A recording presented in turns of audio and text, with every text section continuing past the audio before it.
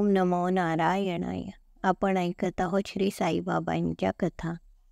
शके 1840. दक्षिणायनाचा प्रथम मास, विजयादशमी, शुक्ल पक्ष. दिवसा बाबांनी देह ठेवला. मुसलमानी 9 तारीख, कत्तलची रात्र. 12:30चा टोल पडला. दशमीचा काळ संपला. एकादशी लागली. सूर्योदयाची तिथी. दशमी म्हणून उत्सव दसऱ्याला करतात. मंगळवार होता. बंगालच्या दुर्गापूजेचा सप्तमीचा दिवस होता. 1838लाच विजयादशमी दिवशी सायंकाळी भविष्य सांगितले होते. 1916 म्हणजेच 1838. शिलंगणावरून परत येताना ढग गडगडत होते, विजा चमकत होत्या. तेव्हा बाबांनी जमदग्नी रूप धारण केले. कौपीन लंगोटी काढून धुनीत टाकली. दिगंबर अवस्थेत डोळे लाल रागाने म्हणाले, करा आता निदान, मी हिंदू आहे का मुसलमान. सगळे स्वस्थ टकमका बघत होते. भागोजी शिंद्याने धीर करून जवळ जाऊन लंगोटी नेसवली. म्हणाला, बाबा आज शिलंगण, दसरा, हे काय चिन्ह. बाबा म्हणाले, हेच माझं शिलंगण. हळूहळू शांत झाले. पुढे एकच दसरा शिर्डीकरांनी पाहिला. तो दसराच मुहूर्त केला. शिर्डीचे पाटील रामचंद्र दादा आजारी होते. दुखणे सोसवेना. बाबांना विनंती केली. कंटाळा आला, आता मरण द्या म्हणाले. एक दिवस मध्यरात्री बाबांची मूर्ती पाहिली. पाय धरले. जीवाचा वेट आलाय म्हणाले. बाबा तर कारुण्याची मूर्ती. म्हणाले, तुझं गंडांतर टळेल.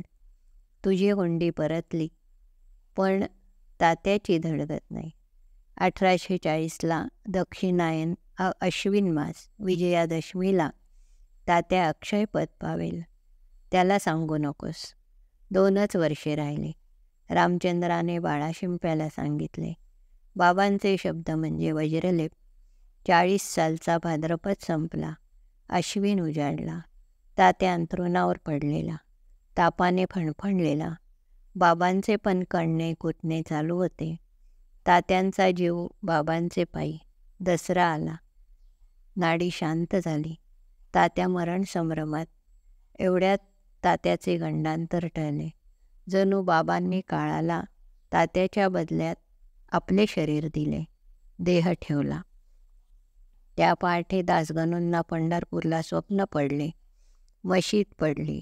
ढासळोनी अवघे शिर्डीचे तेलिवानी. मला त्रासवून सोडलंय. मी आता जातो.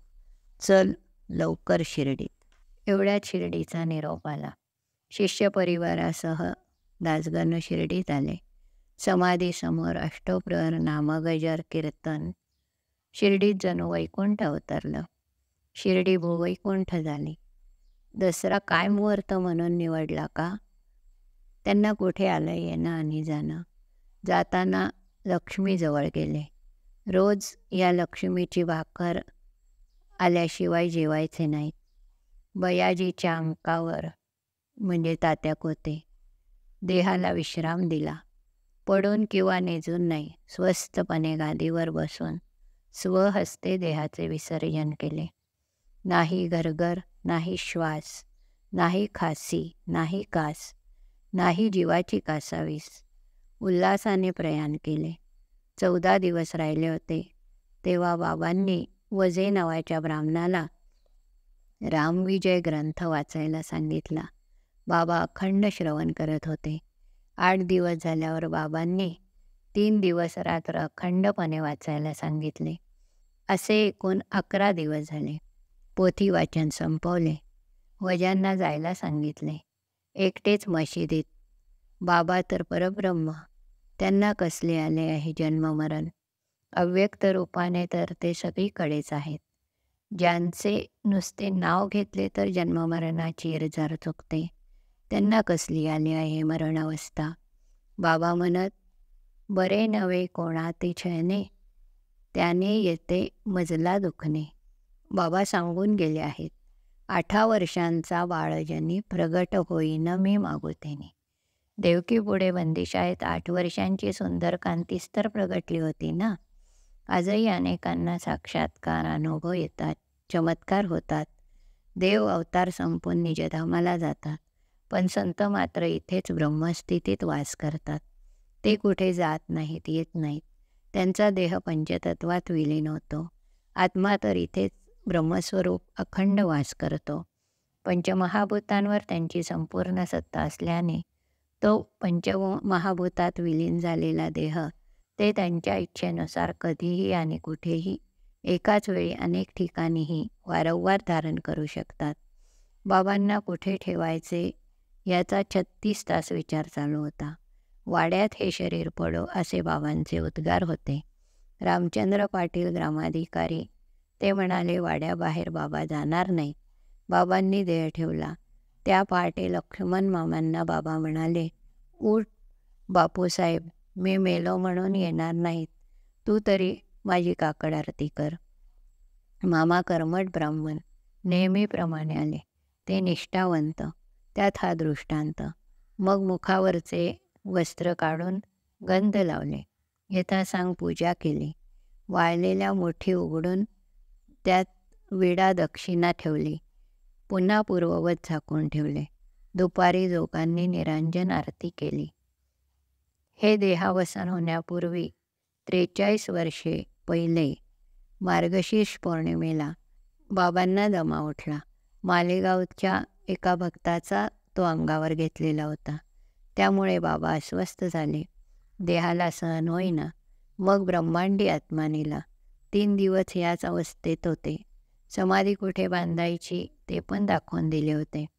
3 दिवस म्हाळसापतींना देह सांभाळायला सांगितला होता. म्हाळसापती मांडीवर घेऊन बसले होते. 2 दिवसानंतर लोकांची घाई सुरू झाली. पण म्हाळसापतीने नाही म्हटले. 3 दिवस बाबांच्या आज्ञेनुसार त्यांनी कोणालाही हात लावू दिला नाही.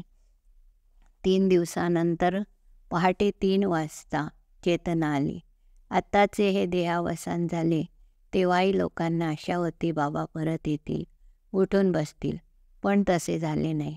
पुढे वाड्यात समाधी बांधली. 13वा केला. तिलांजली, पिंडदान, सपिंडी इत्यादी सर्व उत्तर क्रिया केल्या. ब्राह्मण संतर्पण, अन्नदान, यथासांग दक्षिणा प्रदान केली. बाबा दीनदयाळ होते. भक्तांना जी बोधामृते दिली त्यात सर्वात महत्त्वाचे त्यांनी सांगितले होते, जो मला अनन्य शरण येईल, माझे अखंड स्मरण करेल, त्याचे ऋण माझ्या डोक्यावर राहील, त्याची सर्व काळजी मी पूर्ण होईल. सर्व भूतमात्रात मी भरून राहिलो आहे. बाबांचे भक्तांना अभयदान आहे. शिर्डीस ज्याचे लागतील पाय, टळती अपाय सर्व त्याचे. माझ्या समाधीची पायरी चढेल, दुःख हे हरेल सर्व त्याचे. जरी हे शरीर गेलो मी टाकून, तरी मी धावेन भक्तांसाठी.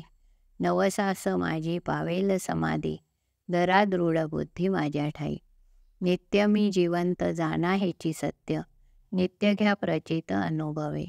शरण मज आला आणि वाया गेला, दाखवा दाखवा ऐसा कोणी. जो जो मज भजे जैशा जैशा भावे, तैसा तैसा पावे मीही त्याचे.